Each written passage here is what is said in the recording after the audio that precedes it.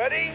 You have the cameras rolling? Gave alternative facts to that, but the point remains Alternative that there's facts? They said he was not in a good mood. I'm always in a good mood. I don't know what that is. President Trump has just been impeached on both Article 1, abuse of power, and on Article 2, obstruction of Congress. I want nothing.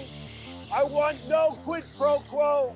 Just this radical left. Will you shut up, man? Listen, who is Vice President Joe Biden has been elected president. Hey, what happened? Come on, don't be ridiculous. Networks don't get to decide elections. Nous sommes le mardi 18 janvier. Bienvenue dans le 13e épisode de La Chute, votre série consacrée au lendemain de l'élection présidentielle américaine. Demain, Joe Biden deviendra le 46e président des États-Unis. Au programme, un retour détaillé et inédit sur l'attaque du Capitole, sur les véritables intentions de certains des émeutiers, leurs plans, leurs alliés et leur inspiration, mais aussi Flynn, Powell, Wood, le coup d'État de 2020 et la dernière victoire de Donald Trump. Attachez vos ceintures, la chute, c'est maintenant. « 24 heures. Demain. Mercredi, Joe Biden prêtera serment et deviendra le 46e président des États-Unis, bouclant le compte à rebours qui a débuté chaque épisode de notre série. Ce moment, symbolique et inscrit dans la Constitution, est, je le sais, je le lis, au cœur de vos questions et parfois de vos inquiétudes. Autant y répondre tout de suite. Je ne pense pas que nous assisterons à des mouvements semblables à celui du 6 novembre. L'acte isolé est malheureusement toujours une option. J'espère que cela ne sera pas le cas et que sur le coup de midi, l'Amérique commencera enfin à tourner la page. Cela ne sera pas facile. Je comprends d'autant plus vos inquiétudes, car, il faut l'admettre, les images du 6 janvier sont dans les esprits de tous. D'autant plus que ces derniers jours, que cela soit sur le site du New Yorker ou celui du Washington Post, nous avons découvert l'amplitude de ces 41 minutes qui auraient pu changer le cours de l'histoire. On y retrouve, souvent, de la violence à l'état pur, de l'exubérance parfois, et plus troublant encore, chez certains, des éléments de langage d'une opération organisée, planifiée. Je vais y revenir. Dans tous les cas, les images du 6 démontrent une volonté de s'en prendre au vice-président Mike Pence et à Nancy Pelosi, la démocrate élue à la tête de la Chambre des représentants. Pence et Pelosi sont les numéros 1 et 2 dans la ligne de succession derrière Trump. Et à ce moment-là, au moment de l'attaque du Capitole, les deux autorités en charge de la certification des votes des grands électeurs, et donc de l'officialisation de la défaite de Donald Trump. Un hasard? Mon intuition de journaliste d'investigation m'incite à croire que non, ou que du moins, cela mériterait d'être une grille d'analyse des enquêteurs du FBI. Pour que cela soit bien clair, je pense que si l'essentiel de la foule a été entraîné dans un mouvement collectif déclenché par les propos de Trump, qui, dès le début de son discours, a annoncé la marche sur le Capitole, je crois aussi que certains des émeutiers avaient un plan bien précis en tête. Stopper le processus de certification, faire des prisonniers et placer Trump dans la position de déclencher la loi martiale sur Washington, et ainsi suspendre le processus électoral. Une théorie du complot? Laissez-moi vous partager 3 éléments de compréhension. Premièrement, le fait, troublant, que certains émeutiers savaient parfaitement comment s'orienter dans le dédale des couloirs du Capitole. Quelle route suivre? Quel étage visiter? Quelle porte ouvrir? Des vidéos montrent la précision des informations de certains organisateurs, du genre « Tournez à droite, prenez la 3e porte, puis le couloir tout de suite sur votre gauche ». Cette impression de préparation, d'une connaissance de l'intérieur, est aussi celle de l'élu James Clyburn. Well, I'm saying that I have an unmarked office that you got to know exactly where it is. It's where I spend most of my time doing my work as the majority whip. I have a staff. We work pretty hard trying to keep up with the members, trying to make sure we do an effective job of managing the votes once they get to the floor. And that office is where I do most of my work. And for some reason, these people showed up at that office. Clyburn explique donc qu'il dispose de 2 bureaux, un public, avec son nom sur la porte, et d'un autre qui, pour des raisons de sécurité, est anonyme, une porte au bout d'un couloir, une information confidentielle. Et pourtant, le 6 janvier, les émeutiers se sont directement rendus à ce lieu secret. Clyburn fait évidemment un parallèle avec cet incident et les visites guidées de la veille, des visites, je vous en ai parlé, menées par une poignée d'élus pro-Trump et au bénéfice de certains des émeutiers du lendemain. Des visites qui sortent de l'ordinaire car justement, Covid oblige, cette activité n'était plus pratiquée au Capitole. Pour Clyburn, les 2 événements, les visites guidées du 5 et la descente dans son bureau sécurisé, sont liés. Mais c'est un autre point qui m'intéresse. S'il dispose d'un bureau sécurisé, anonyme et secret, c'est que Clyburn n'est pas un élu comme les autres. Il est le House Majority Whip, celui qui, à la Chambre des représentants, organise le vote de la majorité démocrate, celui qui s'assure de son bon fonctionnement, de la présence de tous les élus. Un rôle clé le 6, alors que justement, la Chambre des représentants vote la certification de la victoire de Joe Biden. Oui, le 6 donc, certains émeutiers ont 3 cibles, toutes impliquées dans l'officialisation de la défaite de Trump. Pence, qui supervise le débat au Sénat, Pelosi, qui assume la même fonction à la Chambre, et Clyburn, qui assure le bon fonctionnement du scrutin. Troublant. Mais il y a encore plus insensé. Mon second point.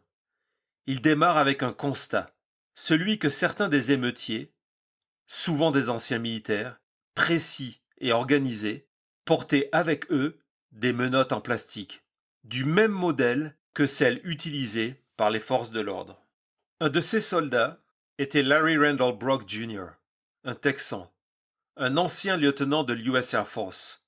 Vous l'avez certainement vu, c'est lui qui a été parmi les premiers à occuper le Sénat, là où quelques minutes plus tôt se trouvait justement Mike Pence. Sur les images, Brock est facilement identifiable. Il porte un casque militaire en Kevlar, un gilet pare-balles, et plusieurs insignes militaires sont cousus sur son blouson. Brock, dénoncé par son ex-femme, a été arrêté dans le cadre d'une enquête conjointe du bureau de l'US Attorney du district de Columbia et de la section du contre-terrorisme du département de la justice. Oui, vous avez bien entendu, la section du contre-terrorisme.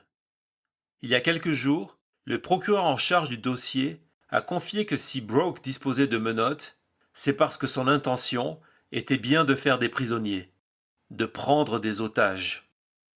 Et ce n'est pas tout. Brock a été parmi les premiers à rentrer dans le Capitole.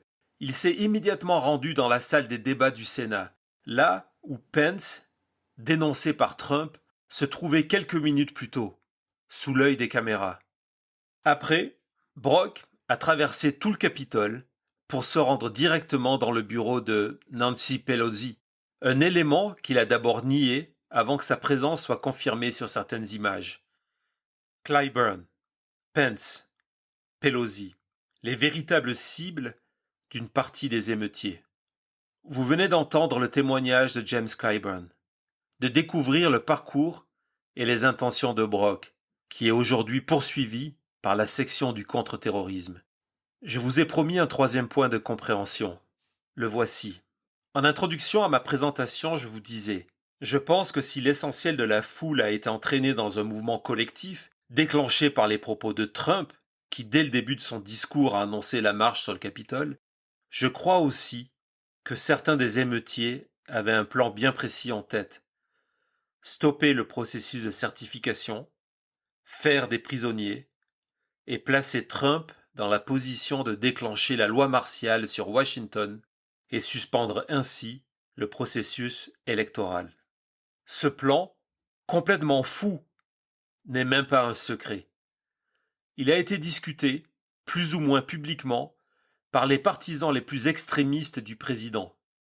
Sur Parler, bien sûr, ce réseau social fréquenté par la communauté MAGA, mais aussi par des membres de l'entourage de Trump. Je pense ici au général Flynn, l'ancien conseiller du président, et aussi aux 2 avocats du Kraken, Sidney Powell et Lynn Wood.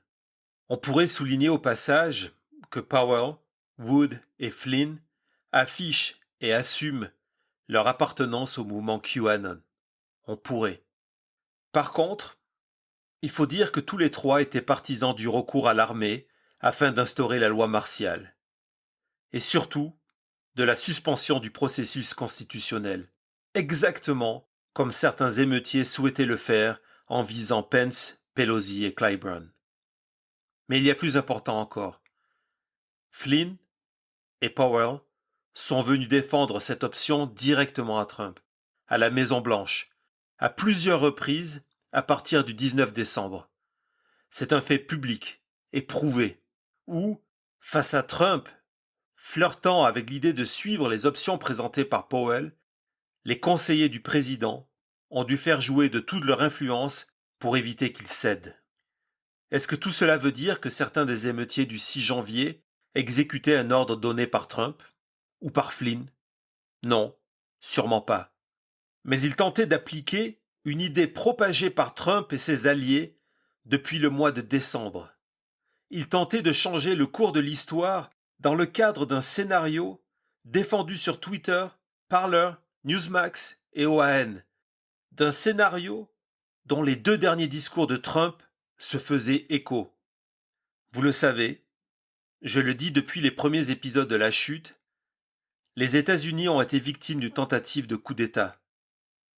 Pas le 6 janvier, mais depuis des mois. Un coup d'État qui s'est déroulé sous nos yeux, mais que nous n'avons pas vu. Pourquoi ? Parce que notre perception est faussée. Dans notre inconscient collectif, un coup d'État est une tentative violente de prise du pouvoir, un événement soudain, préparé dans le secret par ses conspirateurs. Il y a des chars sur les grands boulevards, des combats dans les rues, des statues qui s'effondrent, des généraux au balcon et des politiques forcés à l'exil. C'est vrai, quand on souhaite prendre le pouvoir par la force, mais pas pour le garder. Un jour, les historiens se pencheront sur cette étrange année 2020. Ils remarqueront que Trump contrôlait l'information, avait nommé ses juges, avait placé ses hommes au Pentagone, avait tout fait pour limiter la participation électorale, puis avait refusé le verdict des urnes.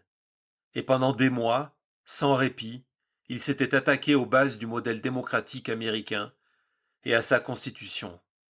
Le 6 était une étape, le résultat de tout ça. Le plus triste, Trump n'a pas complètement perdu. La démocratie n'a pas complètement gagné. La très vaste majorité des électeurs républicains est persuadée aujourd'hui que la victoire de Biden est illégitime. Trump, lui-même, serait convaincu d'avoir gagné. Et que l'on ne s'y trompe pas. Il quitte Washington sur 2 victoires, celle de l'image et de l'avenir. Elles sont intimement liées. Washington est aujourd'hui une ville en état de siège. 25 000 soldats sont dans les rues. La circulation est interdite. La fête populaire de la victoire de Biden, déjà limitée par la Covid, n'aura pas lieu. Trump, qui n'a jamais appelé son adversaire pour le féliciter, qui n'a jamais reconnu directement la victoire de Biden, ne sera pas là pour accueillir son successeur et donner au pays une image d'unité et de confiance dans son futur. Ce n'est pas le fait du hasard. Trump installe déjà la présidence Biden dans une narration de l'illégitimité, pour mieux préparer son retour, en vainqueur. C'est la chute, et elle continue demain. Retrouvez La Chute sur Twitter, @WilliamRaymond, #LaChute sur YouTube, sur Apple Podcast, sur Spotify et sur votre plateforme préférée. La Chute, un programme produit par Thomas Raymond.